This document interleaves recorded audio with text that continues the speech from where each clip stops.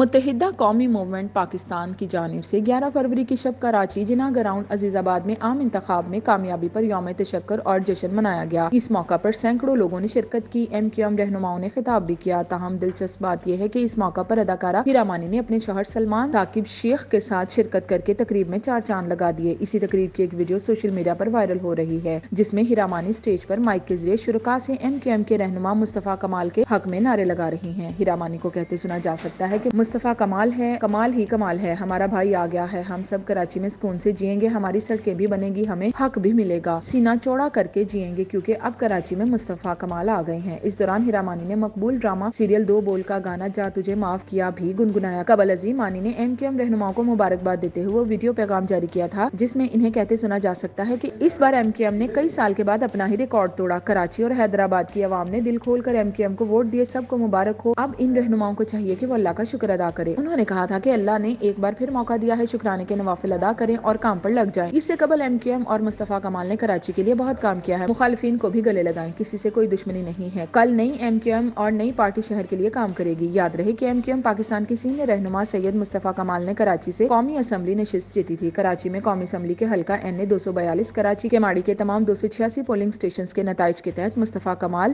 7,17,067 vote لے کر جیت گئے تھے۔ پاکستان تحریک انصاف کے حمایت یافتہ آزاد امیدوار دوا خان صابر 5,37,059 ووٹ لے کر دوسرے نمبر پر رہے۔ اس کے علاوہ الیکشن کمیشن نے کراچی کی قومی اسمبلی کی 22 میں سے 16 نشستوں کے نتائج جاری کیے، جن میں سے 11 میں متحدہ قومی موومنٹ اور 5 میں پیپلز پارٹی نے کامیابی حاصل کی ہے۔